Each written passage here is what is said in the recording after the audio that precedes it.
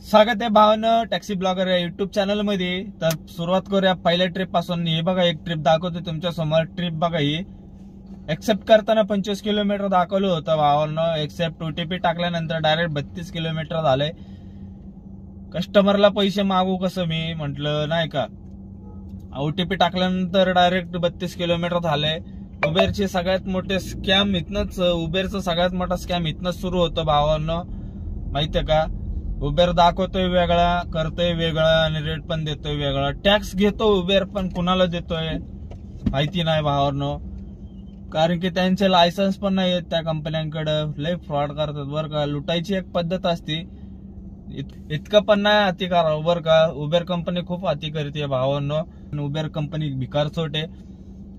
Comment मध्ये तुम्हाला काय सांगायचंय उबेर बद्दल तुम्ही जरा कमेंट करा भावानो। तुमच्या मनात काय उबेर बद्दल कळू द्या मला पण। उबेर जर चालवत असाल तर कळू द्या उबेर तुम्ही कसं चालवता आणि उबेरचे काय प्रॉब्लेम आहेत तुम्हाला ते पण सांगा मला, कळून जाईल मला पण। त्या विषयावर बोलता येईल, व्हिडिओ एक बनवता येईल मला। तर बघू सीएनजी टाकायला आलोय आता। बघू शकता सीएनजी पंपावर येतं, सीएनजी टाकायला आलोय। टायमिंग बघा, किलोमीटर पण बघा। तर बघू काय विषय काय नाही। सीएनजी टाकून दुसरे कुठले ट्रिप एक्सेप्ट होती बघू, कुठं जातोय काय जातोय। आज नाईटला तुम्हाला दाखवणार सगळे विषय। डोळ्यांना काय झालंय काय माहिती, खूप आगाग व्हायला लागली डोळ्यांना माझ्या।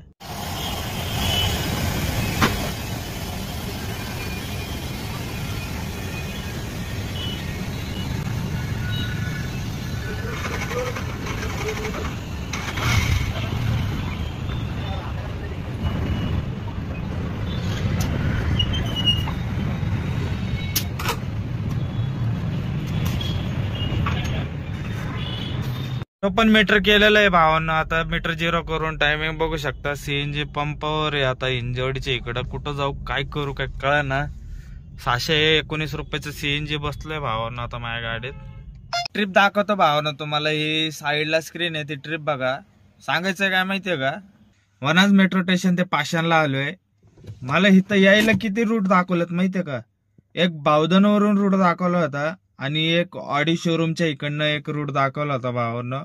जर तुम्हाला पुण्यातले जर रस्ते माहिती असतील तर मॅप वापरायचं कमी करा। कधीतरी ठीक आहे पण मॅपच्या भरोश्यावर जाऊ नका। नाईटला जर ड्रायव्हिंग करत असाल तर स्वतःला जर रस्ते माहिती असतील तर आहे ना, तुम्ही तुमच्या स्वतःच्या मर्जीने शॉर्टकट घेऊ शकता।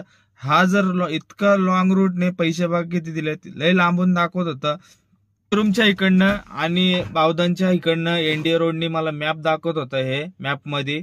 तर मी आहे ना ह्या पाषाणला सुतारवाडीतनं आलोय। सुतारवाडीचा रोड शॉर्टकट होता, त्या रोडने इकडे यांना ड्रॉप केलंय कस्टमरला ह्या लोकेशनवर येऊन। तर आहे ना जेवढं तुम्हाला शक्य आहे तेवढं मॅप कमी वापरा। जर तुम्हाला जर पुण्यातले माहिती असेल तर तुम्ही विदाउट मॅप यूज करू शकता।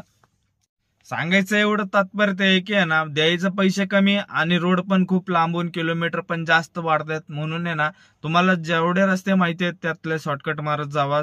आता मी जी ट्रिप आणली तर सुतारवाडीतनं आणली भावांनो। तुम्ही बघू शकता इथं ड्रॉप झालेलं आहे माझा पाषाणला। नाईटला भावांनो याच्या डोळ्यावर व्हाईट लाईट पडते का, त्याचा इतका त्रास व्हायला लागलाय ना, मला आगाग व्हायला लागले डोळ्यांना माझ्या। त्यामुळं नाईट होणार नाही माझ्याकडून। 11 वाजल्यात, 1000 रुपये झाले। स्क्रीनशॉट देतोय मी तुम्हाला। आणि यांना भावानं नाईट मारायचं बंदच करणार आहे बरं का मी। आता डे चालू करणार आहे सकाळी 7 वाजता। डेची अर्निंग दाखवून तुम्हाला पुढच्या व्हिडिओ मध्ये। पण नाईटला काय प्रॉब्लेम होतोय माहितीये का, डेला एवढ्या बुकिंग नसतात, नाईटला असतात। पण नाईटला लई डोळ्यांचा त्रास व्हायला लागलाय मला। डोळे आहेत तर गाडी चालू शकतो, डोळे नसतील तर मग काय चालू मग। त्यामुळं 1-2 कमेंट अशा आल्यात की मी त्यांना 2 दिवस झाले रिप्लाय देऊ का नको विचार करत होतो। या व्हिडिओच्या माध्यमातून त्यांना रिप्लाय देणार आहे मी। तर त्या भाऊची कमेंट अशी आली होती की गाडी तू काय विकून टाक, तू पण विकून टाक गाडी, तू काय ठेवली विकून टाक, फुकटचा ज्ञान देऊ नको, अशा काही कमेंट येतात मला कधी नाही का। तर त्यांचा रिस्पेक्ट करतो मी भाऊ, धन्यवाद। तुमचा वेळ काढून तुम्ही तुमचे मत मांडलेत, तुमच्या कमेंटला रिस्पेक्ट आहे। माझे 470 सबस्क्रायबर्स आहेत, 500 होतील काही दिवसात। त्यांचा पण सगळ्यांचा रिस्पेक्ट करतो मी।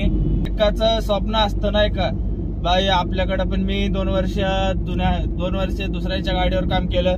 माझं पण स्वप्न होतं मी पण गाडी घ्यावं, माझी पण स्वतःची गाडी असावी, पण स्वतःचा मालक बनावा, असे खूप स्वप्न होते माझे नाही का. त्यामुळे ना मी 2 वर्षापूर्वी गाडी घेतली भावांनो. गाडी घेऊन पण मी चालवतोय बरं का, असं नाही. हप्ते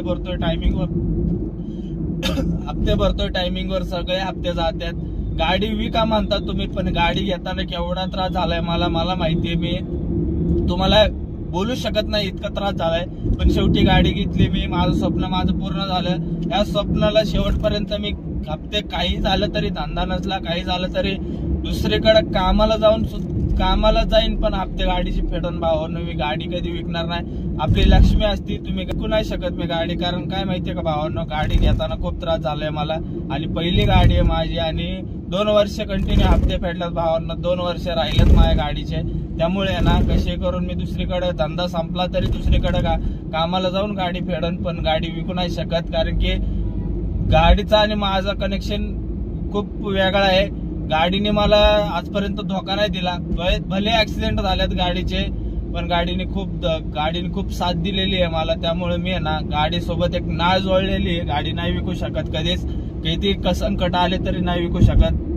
आणि दुसरी गोष्ट भावांनो, व्हिडिओ मध्ये तुम्ही कमेंट केलेली आहे ज्ञान देऊ नको म्हणून. मी त्या व्हिडिओ मध्ये ज्ञान दिलेलं नाही भावांनो, मी माझा अनुभव सांगितलेला आहे तुम्हाला. तर वाईट नका मानू भावांनो, कमेंटचे रिप्लाय देत नाही म्हणून. सगळ्यांना कमेंटचे रिप्लाय देतो मी, कारण की माझं काम आहे. तुमचा वेळ काढून तुम्ही कमेंट करता, माझं काम आहे तुम्हाला रिप्लाय देणं. देत असतोय मी कमेंटला रिप्लाय. फक्त अशा काही गोष्टी असतात ना कमेंट मध्ये बोलू शकत नाही, कारण की कसं वाईट वाटतं माहितीये का समोरच्याला. पण काय वाटतं माहितीये का, त्याला घमंडी किती मी जरी चुकून कुठली कमेंट केली तर समोरच्याला काय वाटतं, केवढी मस्ती अंगात त्याच्या, केवढे घमंडी. समोरच्याचं मन दुखवायचं नसतं, पण कधी कधी आपल्याकडून चुकून दुखवलं जातं. त्यामुळे मी कमेंट नाही करत. कारण की कसं आहे, रस्त्यावर पण तुम्ही जेव्हा गाड्या चालवताना तुमच्यामुळे दुसऱ्यांना त्रास झाला नाही पाहिजे, ह्या पद्धतीने तुम्ही गाड्या चालवा भावांनो. कारण कसं आहे, दुसऱ्यांचं जर मन दुखलं ना खूप मोठा पाप येतो. तुम्ही ते पाप करू नका, माझं म्हणणं आहे. कारण कसं आहे, वेळ तुमचा पण वायाला जातो, त्यांचा पण वायाला जातो, आणि त्यांना पण त्यांच्या डोक्यात 100 प्रॉब्लेम असते, त्या पण डोक्यात 100 प्रॉब्लेम असते. त्यामुळे भावांनो आहे ना, कुठलंही काम करताना, कुणालाही काही बोलताना विचार करून बोलत जावं. कुणालाही कमेंट करताना विचार करून बोलत जावं. तुमच्यामुळे किती जणांचं मन दुखल किंवा काय दुखल.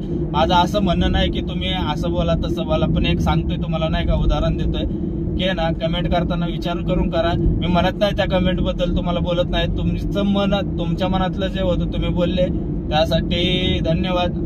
आणि सगळ्यात मोठी गोष्ट भावांनो, मला एक कमेंट आली अशी पण की भाऊ तुझा मोबाईल नंबर दे, तुला भेटायचं. सोशल मीडियावर भावांनो मोबाईल नंबर शेअर करू शकत नाही मी, कारण की ना सोशल मीडियावर कुठलीही पर्सनल गोष्टी शेअर करणं खूप अवघड त्याच्या पिरियडला. तर तुम्हाला डिस्क्रिप्शन मध्ये एक लिंक देतोय भावांनो, त्या लिंकवर जावा. तुम्हाला माझा कॉन्टॅक्ट नंबर पण भेटेल, व्हॉट्सअप नंबर पण भेटेल. तिथनं तुम्ही मला कॉन्टॅक्ट करू शकता भावांनो. एवढंच मला सांगायचं.